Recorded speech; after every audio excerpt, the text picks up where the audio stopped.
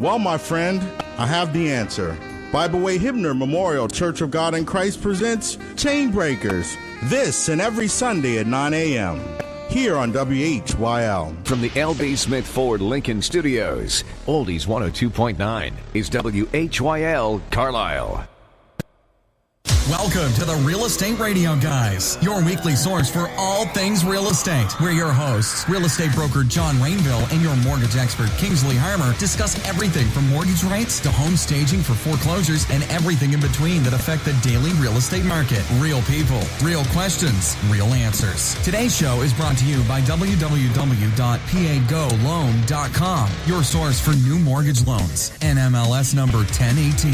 EnviroQuest, trusted for home inspections and radon mitigation in Central PA for over 25 years. And brokersrealty.com, the easiest way to search for real estate in your hometown. Now, on to the show. Good morning, real estate people. You can see we've got Hollywood's here today. We've got Kingsley back this week. So I know last week we had a MIA guest host, Mike McDermott, who's probably still sleeping in this morning. So McDermott, call in if you're awake. That ain't happening. Yeah, I know it's not going to happen. Hey, guys, we've got a fantastic show today for you. We're going to be talking with a gentleman from Keystone Foundations, and we're going to be talking about, foundation problems. Whether you get water in the basement, maybe you have a bowed wall, maybe you have cracks in the basement and the walls or the floors, but you have foundation issues, and that's what holds up the house. Really important. And these guys from Keystone Foundations are the experts in the area. They actually do repairs and work in 2 states, so it's going to be pretty interesting to talk with him. And then later on, of course, we're going to be talking with our favorite home inspector, John Stas from EnviroQuest Home Inspections. And John's topic today is he's going to be talking about the hidden costs of not doing a home inspection. It can literally cost you thousands. Did you know that, Kingsley? Yeah. Yeah. All right, so how was the pool tournament? Spectacular. Long, but it's Vegas. Everything that happens in Vegas, apparently that whole saying, just kind of went out the window because everything comes back with you with Facebook, live streaming. I liked some of the live streaming. I got up to one in the middle of the night the one time, and I guess you were live streaming the Black Widow was shooting your one teammate. Very cool. Very cool. It was awesome. I mean, she was just like laying it out like I'm schooling everybody. Well, yeah, she can play the game. Oh yeah, she's got it quite enough. Yes, she has it down, which is probably why she's up there and I'm not.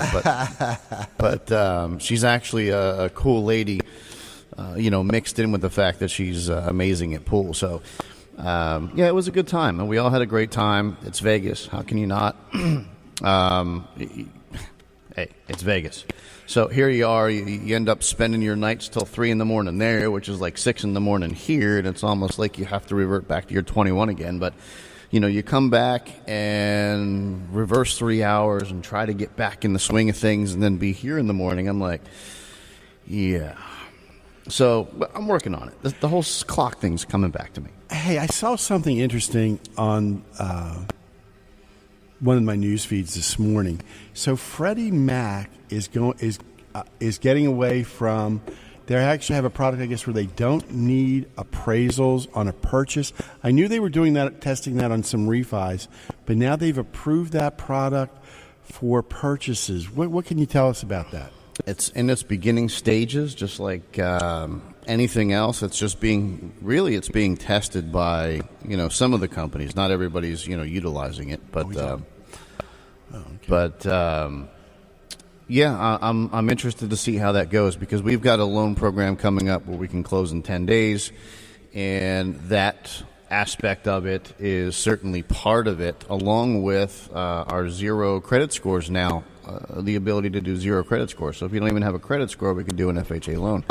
So there's a lot of things coming onto the market, a lot of new programs, and I'm sure a lot of these things are coming about just because of the market being as slow as it is.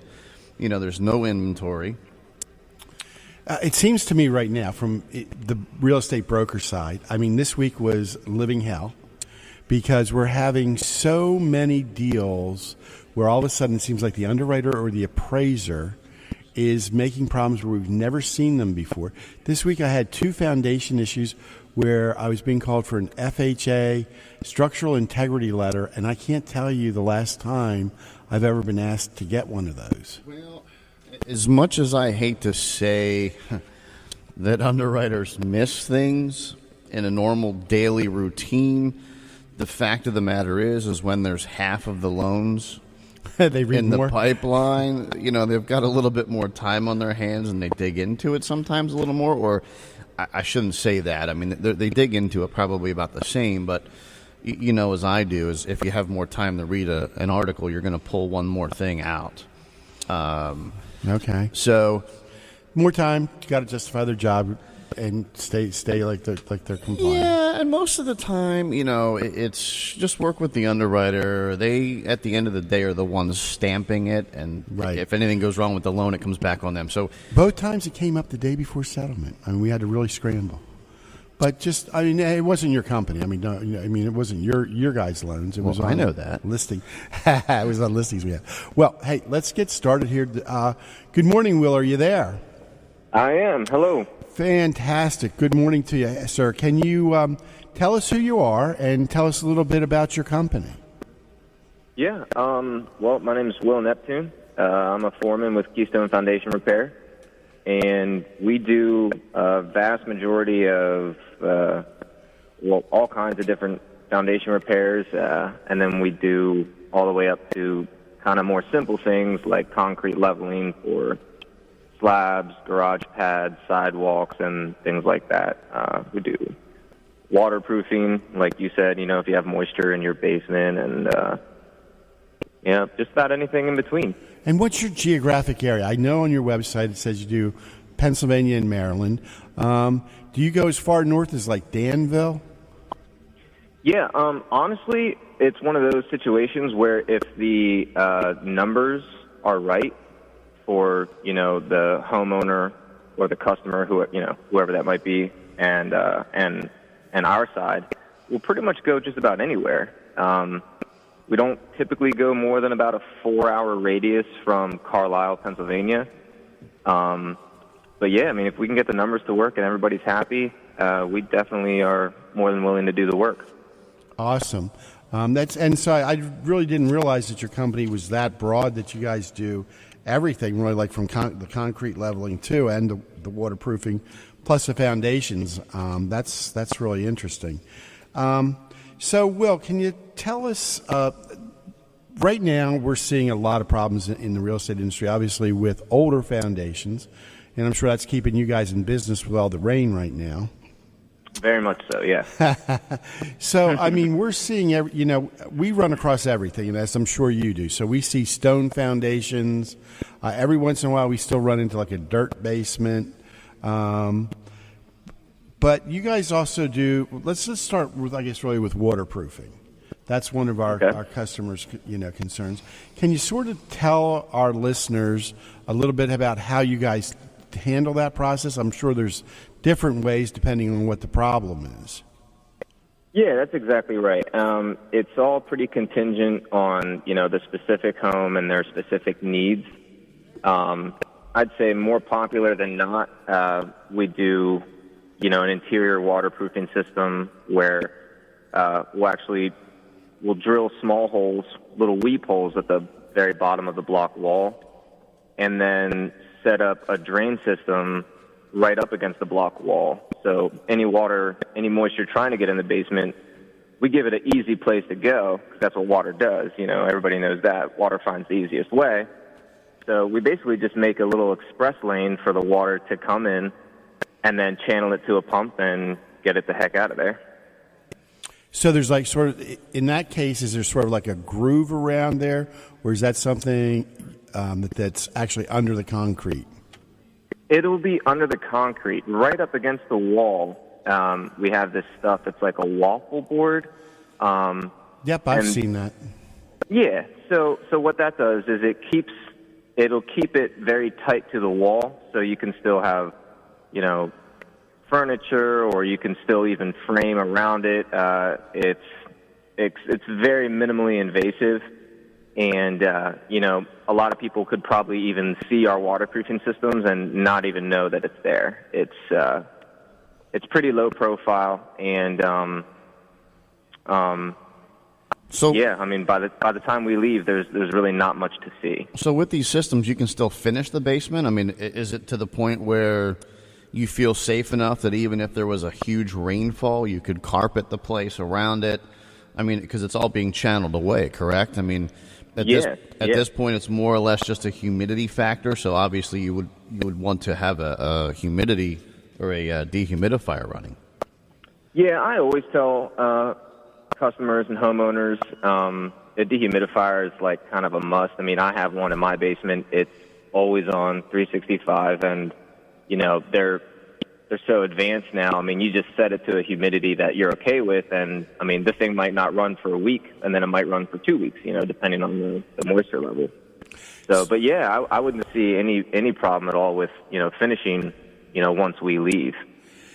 So for our listeners, so it sounds like you guys would come in, probably do some digging around the basement wall. You're going to put weep holes into the block if it's a block basement. And that's going to go into some type of channel or piping, and then it's going to go to the sump pump and then get pumped out. Is that sort of what we're talking about? Yeah, that's exactly right. Yep. But these weep holes that come out are basically covered up, right? Because you're channeling it into a channel, I guess, under the concrete. Under the concrete. So the only thing that you would possibly even see is whatever material you have over those weep holes where that water is dripping down into.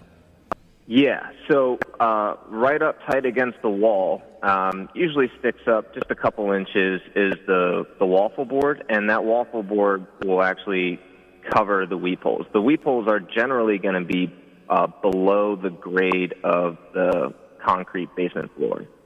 Wow. So, yeah, there's nothing really to see there. So do you guys have a system that you can do, let's say, if it's an inner city, an older stone foundation? Yeah. Well, kind of the same process. I mean, the whole idea is basically just to get the water to a pit as quickly and efficiently as possible.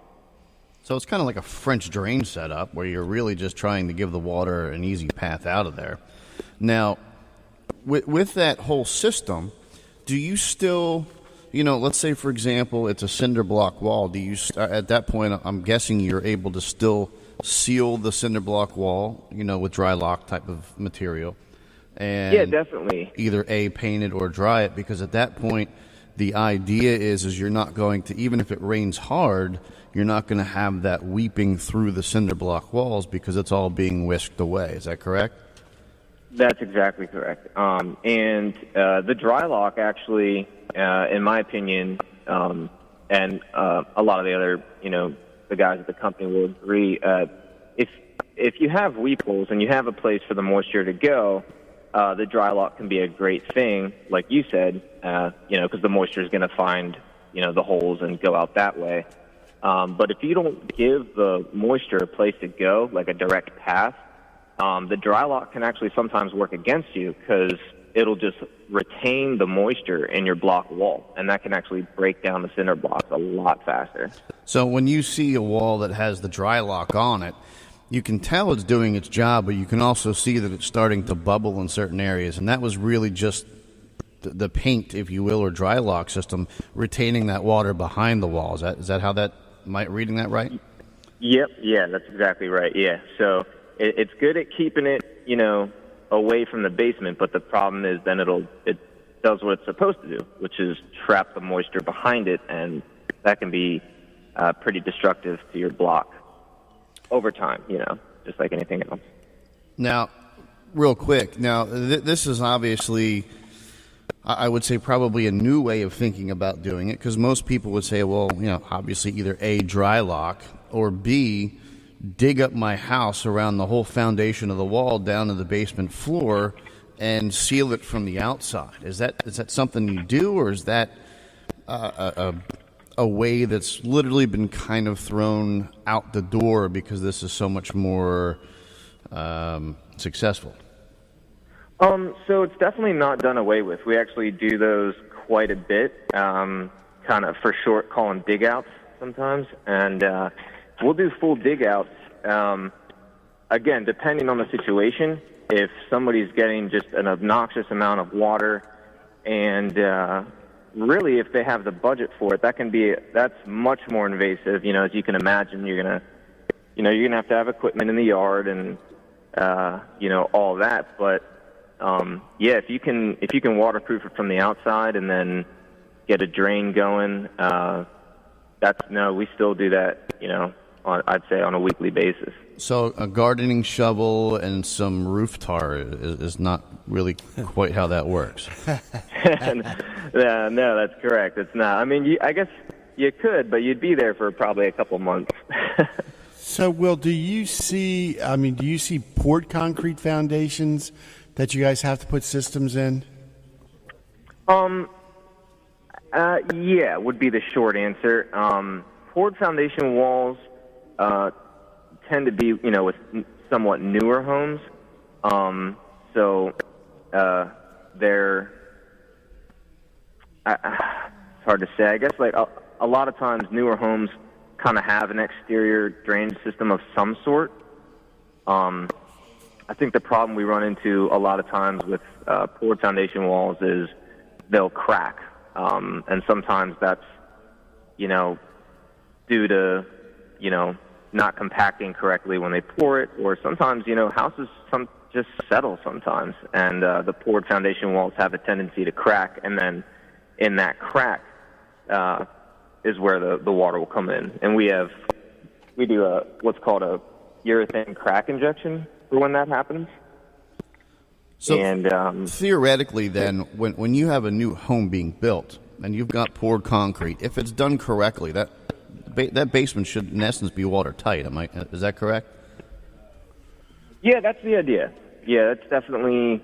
And I've also seen, I guess, outside where it almost looks like a foam type of wrap that I've seen them wrap the actual concrete from the outside too, as well. I guess that's just another barrier of water protection. Yeah, yep.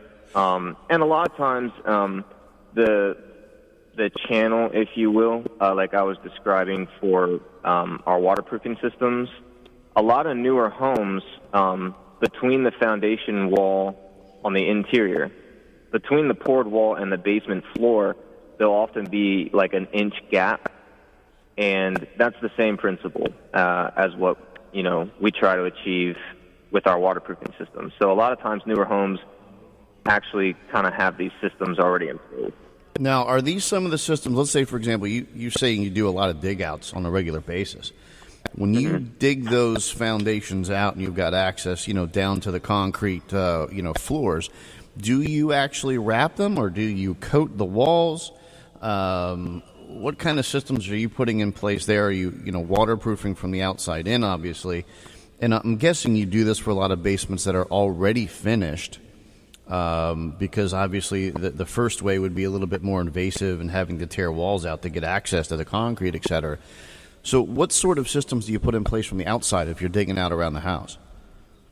So from the outside, what we'll do is we'll dig down to the footer, and we'll clean, sometimes even power wash the wall, depending on what kind of soil it is. If it's really stuck to the wall, we'll just bring a power washer in and clean it that way. But once the wall's clean, we'll spray a tar, from the very top of the foundation wall all the way down to the footer, and then even spray the footer as well. And then we have a really thick plastic. I want to say it's 10 gauge. It's very thick. It's not like a Walmart shopping bag.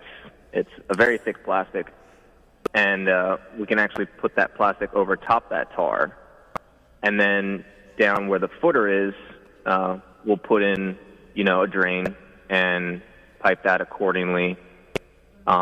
And then we actually put a protective foam over top the plastic and the tar. And that's to protect everything from, when we backfill. You don't want a rock or a stone or something piercing through everything that you just did.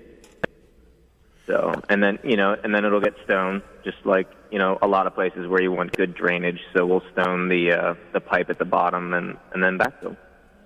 So we're talking like a Tyvek type wrap, nice thick plastic Tyvek wrap type of stuff.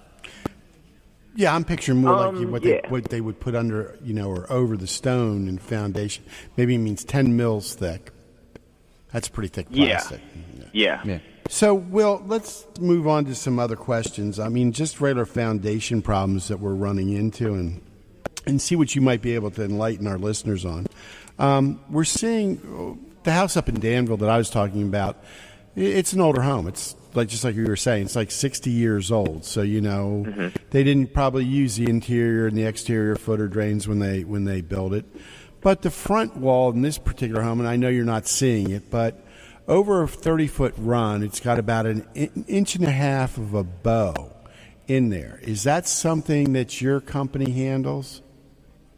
Yeah, absolutely. We actually have a fantastic product for that. It's just called carbon fiber straps. And what we do is we'll come on the inside of the basement, and if there's paint, we'll grind away the paint and expose, the pores of the block and concrete and everything. And it's very simple. Once you have your location set for the carbon fiber straps, and the carbon fiber is the same thing you see. I mean, it's all over the place these days. I've had customers tell me, this is the same stuff on my golf clubs or their car parts or whatever. It's very thin. It's no more thin or no more thick than, the shirt you're probably wearing. And they're just fantastic. They come with a lifetime warranty. And, once we have the location set out, you just paint on a 2-part epoxy. You roll on your carbon fiber, floor to ceiling, and then the same 2-part epoxy right over top of that, and it dries, and you can paint over it. You can pretty much do, whatever you want. You act like it's not even there. And so that sort of like restores the structural integrity of the wall, I guess, from doing that? Yep. Yeah. So you're not actually, restoring where it was before. You're literally, all this is kind of like a belt, just not allowing it to expand or bow anymore, correct? That's exactly right. Yep. Okay. So if there's a structural integrity issue, obviously that it would have to be rectified. But if it's just bowing a little bit, all you're doing is making sure that it doesn't bow anymore, and then continue on with what you were doing. Obviously, fix the water problem so you don't have that issue in general. But you're just keeping the wall together at that point, almost like a net, I guess. Yeah. That's a great way to look at it. Yeah, that's exactly right. The carbon straps will work basically only to an extent, depending on how far the wall has already bowed. If the wall, is bowed in, I was just doing a job right in Carlisle this week where one wall had bowed in probably 2.5 inches or so, and we ran our carbon fiber straps, and that wall is going to be perfectly fine. But then the other wall in the basement had bowed in about 6 inches.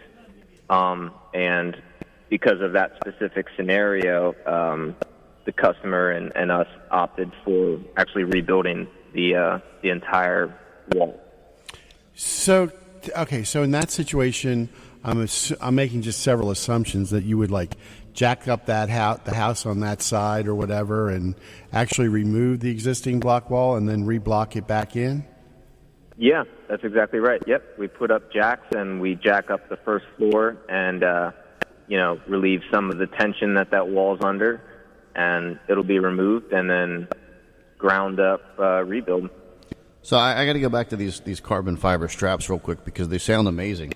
As thin as they are amazing, I'm not going to lie. They're really cool. As thin as they are, if, let's say, for example, I just went out to Fogo de Chao, the Brazilian steakhouse, okay, and I knew I was going to eat a lot. I mean, are these carbon fiber straps, can you bend them? I mean, are they easily... He wants one for around his girdle. Put like one or two around the waist just to kind of keep the figure there? You won't be able to eat as much meat there. Well, that's true. Yeah. Well, I can unload the belt and... Wow. Okay. See, my co-host gets off topic there sometimes. So, Will, what are some common foundation problems that you've seen over the years? You mean like what would cause the foundation to bow or sink? Well, or, some of the or things. That kind of thing? Well, sometimes they're not picking on block walls today, but sometimes in block walls you'll see cracks that go down, what we call step cracks. They go sort of like right along the mortar joints. Is that something we would call you in to repair?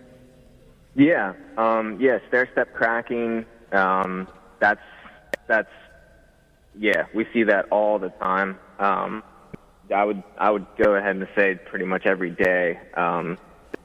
And depending on how bad the cracking is and, again, how bad the wall bowed, that's typically something that carbon fiber straps can take care of. And you would also obviously fill the cracks with some sort of epoxy or something after you or before you use those carbon fiber straps. Yeah. Before we do straps, we always repoint any cracks, that need it. We actually smash out the old mortar completely and put brand new mortar joints in everywhere it needs. So, Will, is every crack a problem? Well, the truthful answer would be no. It's something that you want to monitor. Like I said, most homes will settle on their own just because it's just the nature of the beast. Things settle. But it's something you want to monitor. So the rule of thumb usually is 10 years. So if you have a little bit of settling within 10 years of home being built, then you're probably fine. But it's something you want to monitor. If the crack gets any bigger after that, you definitely have an issue. But if you're in a home where there has been no issues for 20, 40, 50 years, and now you have cracks, I would address it immediately. So if I see a tiny crack in my basement, is that something I can just caulk, or is that something I should call somebody to come look at? I think it's worth calling somebody to come look at. It's just like anything else, just like car repairs or what have you. You're always going to be best off taking care of the problem while it is still small and it is have a quick, easy remedy. It's just, when you let it go, that's where you get into way bigger problems. And back on the concrete wall, earlier you were talking about you have a product, if it was like a poured concrete foundation and it's got that crack in the wall because for whatever reason. And can you tell us a little bit about that, how you seal that crack? Yeah, so if you have a crack in a poured foundation wall, chances are it's going to have water coming in it. And what we do is we come in and we will drill very small holes, about quarter-inch holes. Depending on the crack and the size of it, that will determine how far apart your holes are drilled. Typically 4 to 6 inches apart. Again, floor to ceiling. And then we stick in a little port, and we will inject those ports with a urethane. And the urethane goes inside, it expands, and once that's done, we cover the whole thing with a hydraulic cement, and then the whole thing gets painted in an epoxy as like one final barrier, and you'll be good to go. And the great thing about the urethane is it's actually like a rubberized membrane almost. It has a good bit of flex to it, so even if there is a little bit of movement after the fact, you should be good. But if you have major structural movement going on, then that just tells us, there's bigger problems at hand than, a little crack. So it's almost like a Cindy Row of basement walls. Yeah. Fixing the crack, yeah. Yeah. So we're in an area that you obviously already know where we've got, a few cities that have been around for a little while, York, Harrisburg, with a lot of homes with rock foundations. And, let's say, for example, here in the area, let's just pick any of them that are built in 1800. You've got these rock foundations. Most of them were, built originally with like a regular dirt floor. They didn't have cement floors. And I've walked in and I've seen these crusts, if you will. It kind of looks like a crust that was just poured over these walls. Is that something to stabilize the wall from breaking down? Is that a waterproofing? What is that I see on these walls, and is that something you guys do, or is that something that's no longer out of date or whatnot? So that's usually going to be some type of parging, where they'll just smear concrete or something of the like over the stone to try to help stabilize it, to try to help waterproof it.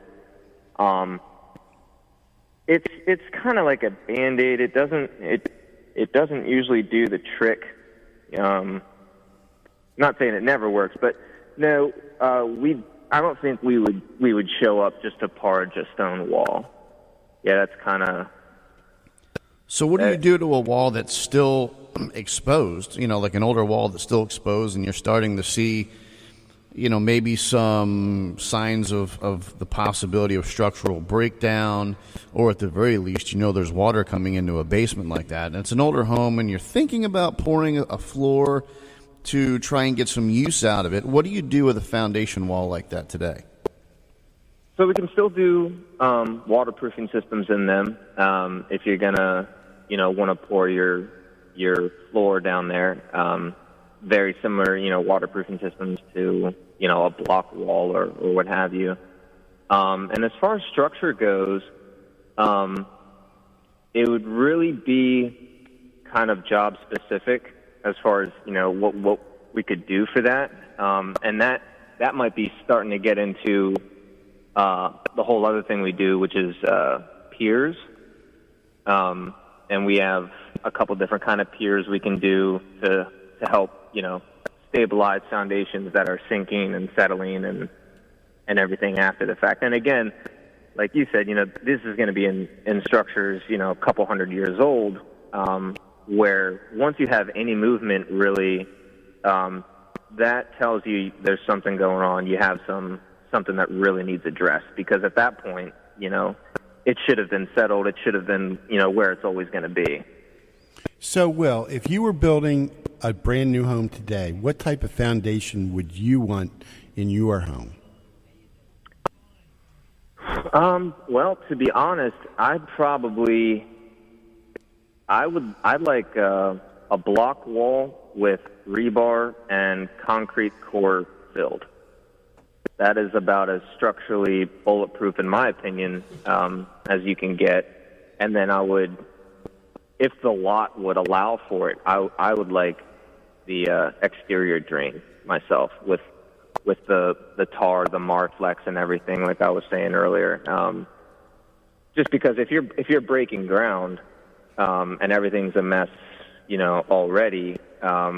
Yeah, I mean, if you can stop it from the outside before there's ever a problem inside, that's right. So I mean, pretty much common now in the new construction to see an interior and an exterior footer drain. So that's sort of what you're talking about there, the footer drains. Yeah, exactly.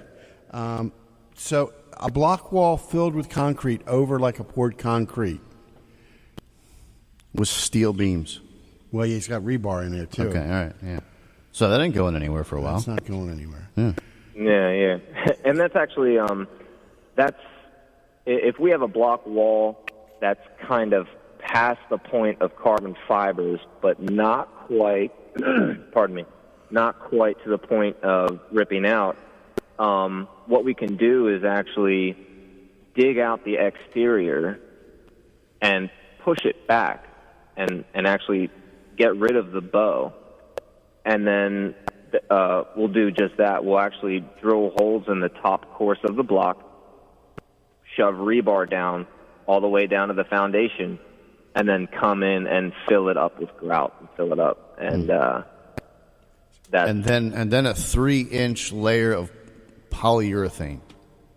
Yeah, not quite, but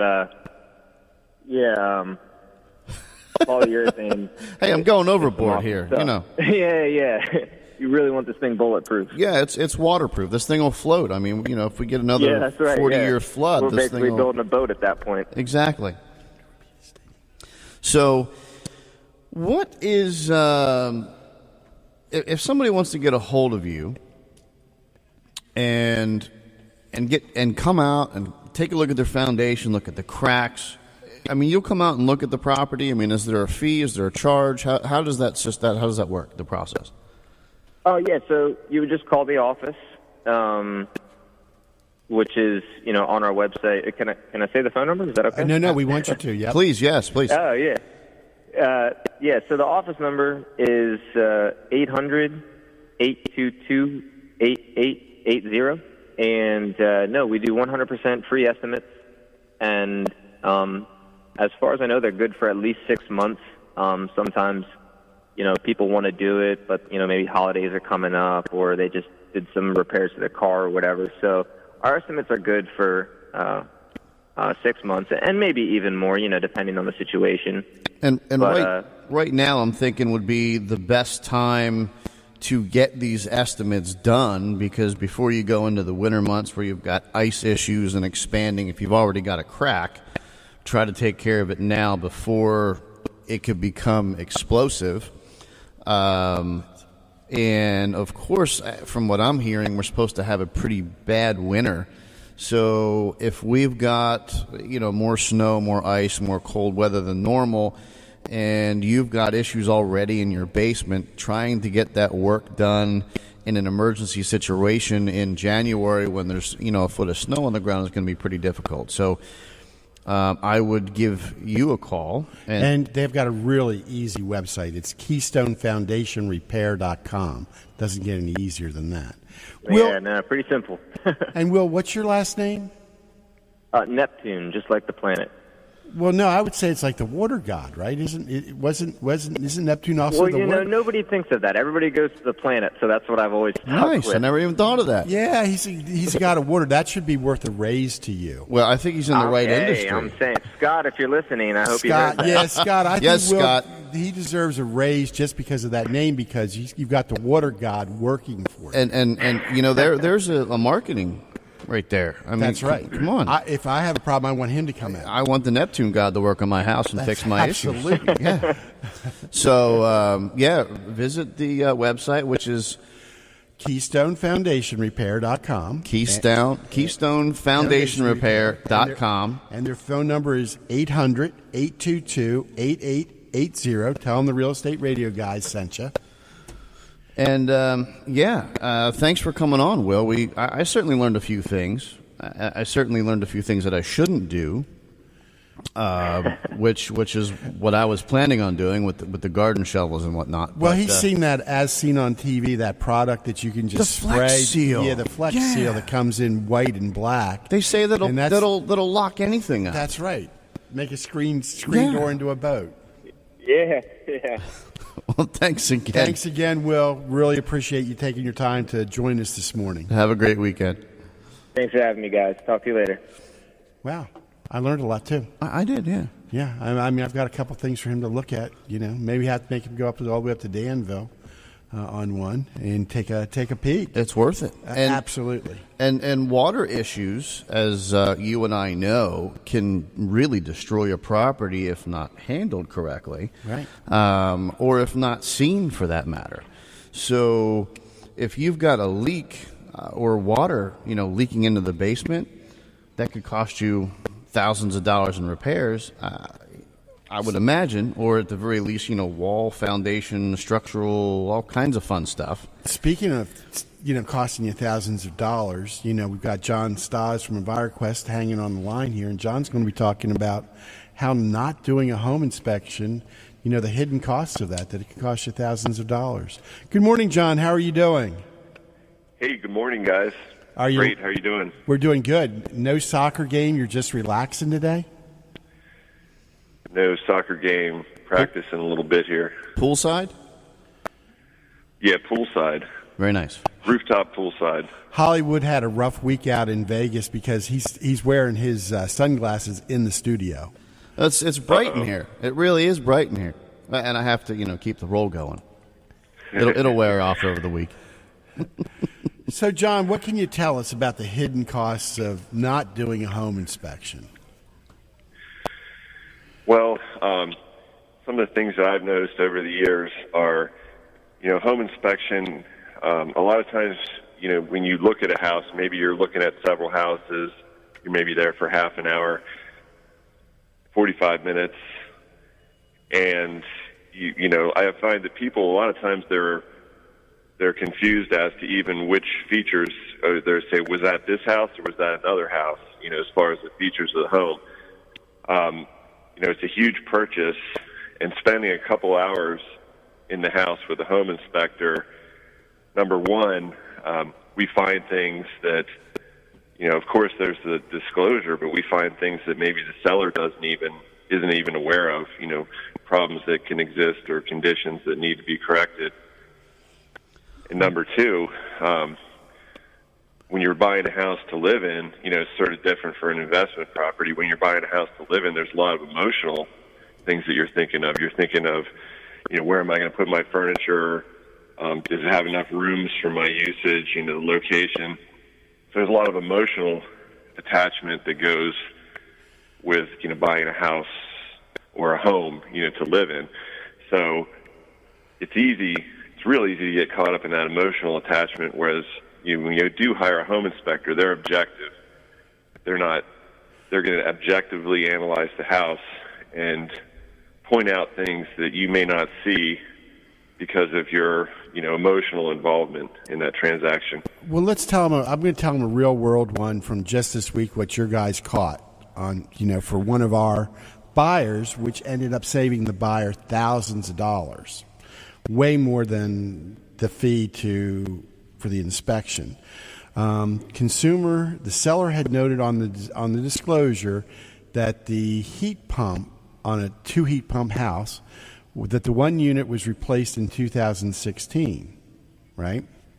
Mm-hmm. Now, John's guys found that when they were doing it, when they ran the serial number, that the unit was actually made like in 2000, or way earlier in 2000, like let's say like 2005. So they replaced it with a used one. They replaced it, and so then when questioned, found out that the seller replaced it with a used unit that came out of a house, but on disclosure they said Unit A replaced 2016, which I think is a little deceitful.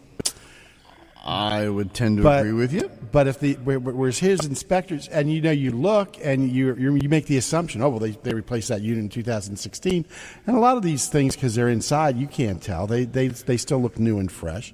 But his guys run the serial numbers and stuff on things. They know when things are made. Right there, did that save? That saved the buyer potentially $4,000 or $5,000 or more, right? I never would have thought about running a serial number. Yeah. Deceitful. Because I would have looked at that and said, oh, cool, I don't have to worry about my heat pump for 10, 15 years. Yeah, so that the buyer thinks that the home inspection was a bargain now. Yeah. Because that was the best money they spent. Well, that's like saying roof recently replaced. Well, recently, to me, maybe 15 years ago. Right.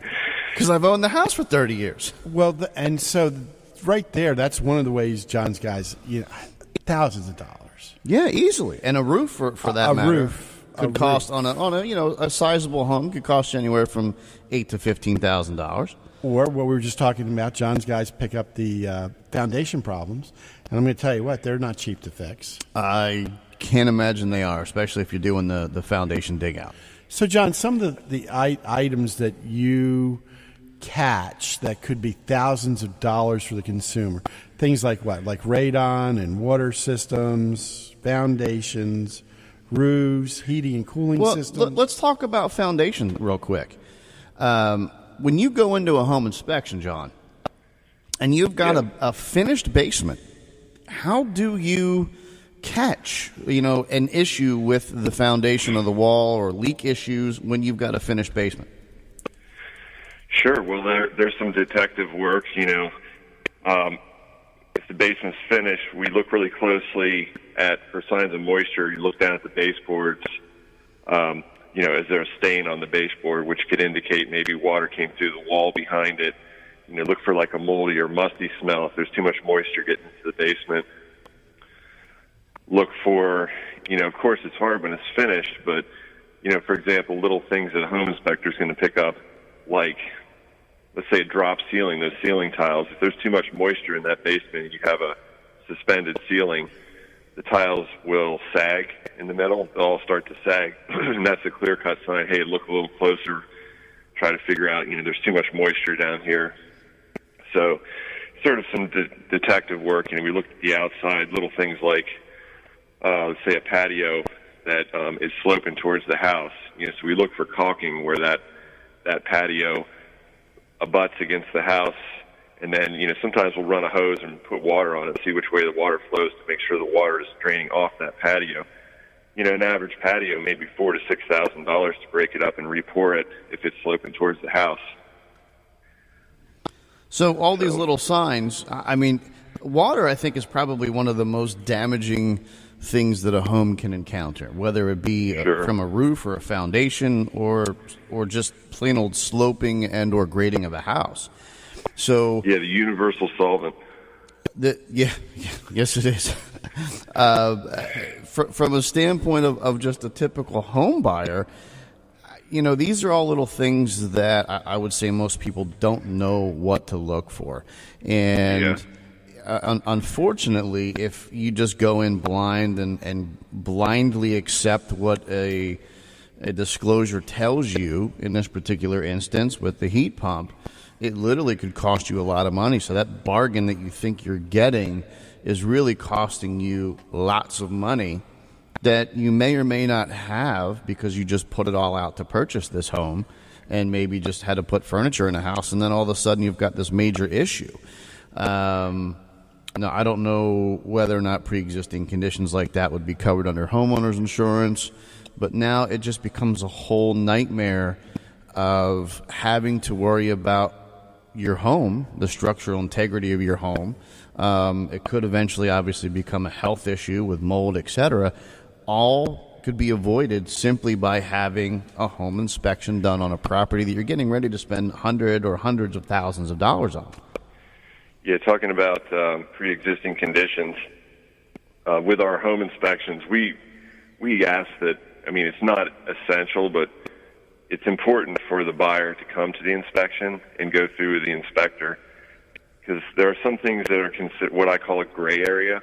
So, for example, a black and white area would be a leaking pipe.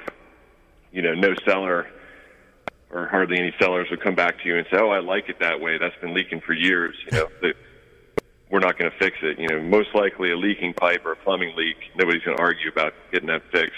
A gray area would be, for example, let's say the house is, 30 years old and it's got the original windows, which are 30 years old. So during the home inspection, we'll open representative number of the windows, and if we find, hey, these windows are really hard to open, that's a situation where maybe the seller is going to say, hey, well, you knew it was original windows from the disclosure. We're not going to replace all the windows. It's a huge expense. So that way the buyer's there, they can see the condition of the windows to say, well, I can live with this, or these are worse than what I thought. So they have that information from being at the actual inspection. A lot of times I'll say, here, try this window, just so you know the condition of this window. So that's the value of actually being at the inspection for these, what I call the gray areas. Yeah, no, I have to agree. Now, I'll bring back up John's big catch earlier. If you go on these home inspections, you want to talk about a gray area, the pipe technically isn't leaking. But let's say we've got this awesome Flex Seal that's sprayed around the outside of it. Have you ever seen that? Yeah, that's under a category called homeowner repairs. He keeps a photo log of that. It's like when the person's used like a suitcase to help jack up the house and things like that. Yeah, that's a special thing there. Yeah, we take pictures of those, and then we get published in the home inspector magazines for like the funniest picture of the month or whatever. Wall of shame. Yeah, we used to have a wall of shame at the office for radon installations. Like we'd find these really crazy radon setup, so we cut them out and we had them like hanging on the wall, like radon fans that were installed wrong, or How not to do it. how not to do it. We had them hanging all over our office. Nice. So I think we've shown that an inspection is a vital thing when buying a home. It's worth a few $100 that you're going to spend. It's going to save you thousands. And in the very least, in the long run, it could save you money because, like you said, there's some gray areas where, here's an issue that you might need to get fixed sometime in the future. So what is the best number to get a hold of John Stas when they want an inspection done on their home? Best number is 717-233-6144. And you're found online at evqharrisburg.com? You got it. All right, and of course he's on Facebook. Guys, give John a call. It's worth the money. Simple. Sometimes cheap is dear. Sometimes, isn't that what Ben Franklin says? Sometimes cheap is dear. Yeah. So, penny wise, Another pound thing foolish. I'll add to it is, we train our inspectors at the beginning of the inspection. We say, do you have any major concerns? And usually people will have a couple. So we take extra time to go over those so that, and then at the end of the inspection, we ask them, are you happy with the inspection? So, it's kind of like looking over your shoulder, take one good hard look at the house and get some of that, the mental, concerns, the stress of making that huge purchase, for your peace of mind, just taking a close look at everything. Yeah, and it's worth having a trained eye look at everything. So, give John a call. Get out there. It's worth the small investment you're going to pay. It'll save you headache, heartache in the future, and obviously thousands. It could save you thousands of dollars just in this particular case. Correct. Just for that one house with a heat pump. So, again, thanks for coming on as usual. Till next week, Thanks John. for having me. Have a great weekend. You as well. Interesting. So we got some things that came in off of Facebook while we were online there with John. And one of our listeners wanted to know if Keystone Foundations provided free estimates. They do. They do. So it is free for them to come out and take a look and inspect. So they will do that for you. Give them a call. And then one of our other listeners said she had clients have used and have been extremely happy with the work, and they have a transferable warranty on whatever work there that Keystone did. So that's good to know.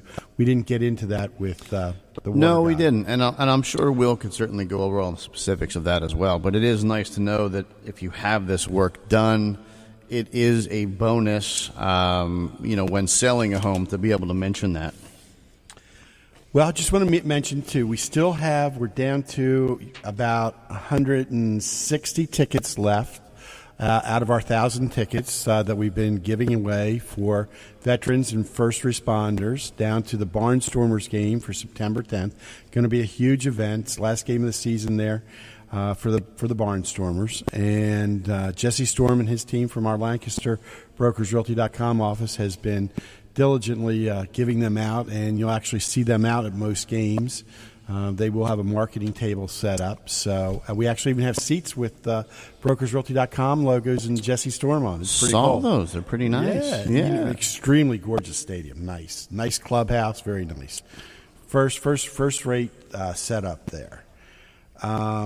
What do you have on the lending side today? I mean, they're saying that the rates are back down again. They actually dropped. I think we're down at the lowest point we have been in since the election, I heard.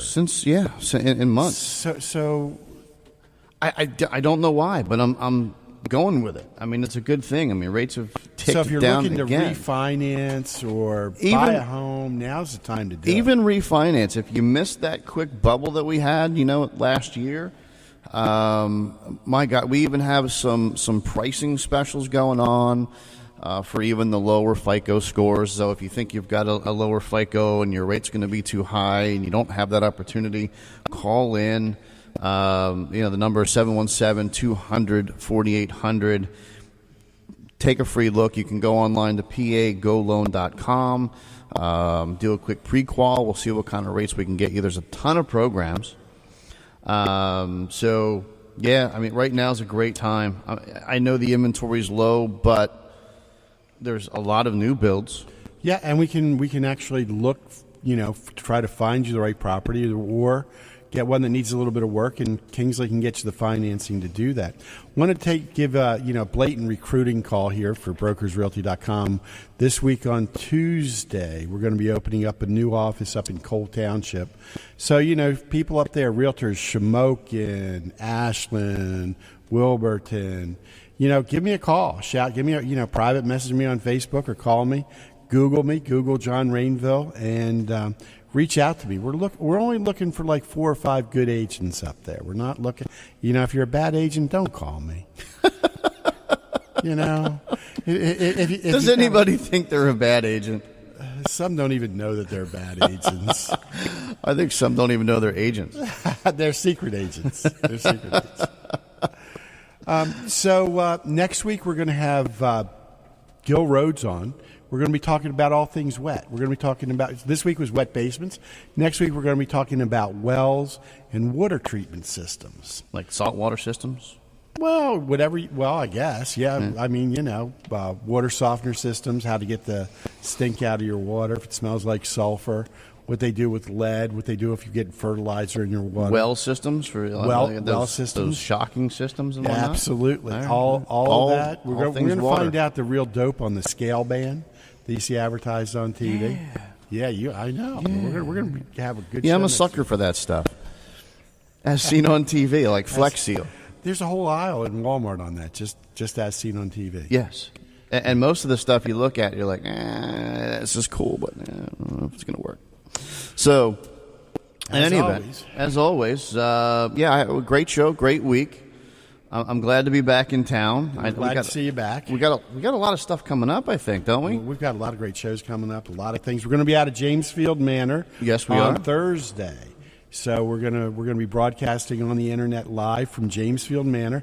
That's that multi-million-dollar neighborhood in Lancaster. So folks, stop out and see us, or watch us on the internet. Yeah. And as always, hey, we're always looking for show ideas. Please visit our Facebook page, Real Estate Radio Guys. We're always looking for questions. You got a question for us, shoot us a question. Give us a call, give us a ring. And as always, until next week, guys, real questions, real people, real answers. Thanks so much for listening to this episode of the Real Estate Radio Guys with John Rainville and Kingsley Harmer. For more great content and to stay up to date, visit pagoloan.com, brokersrealty.com, and facebook.com/Real Estate Radio Guy. If you enjoyed the episode, please rate and review, and we'll catch you next time on the Real Estate Radio Guys. You're listening to the Morning Sunshine on Oldies 102.9 WHYL. From the L.B. Smith Ford Lincoln Studios, Oldies 102.9 is WHYL Carlisle.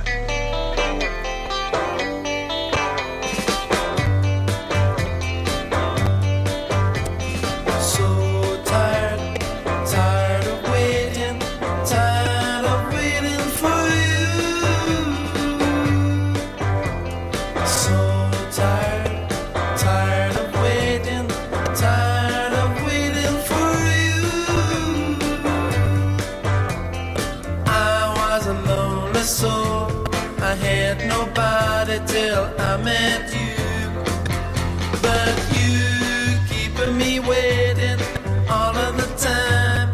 What can I do? It's your life, and you can do what you want. Do what you like, but please don't keep me waiting. Please don't keep me waiting.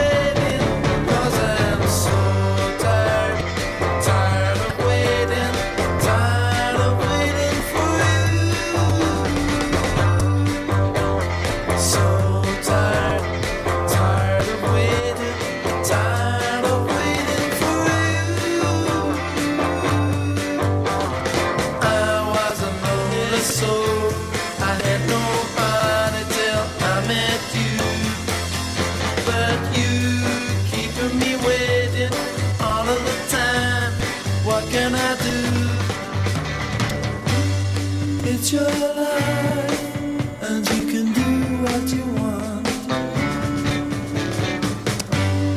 Do what you like.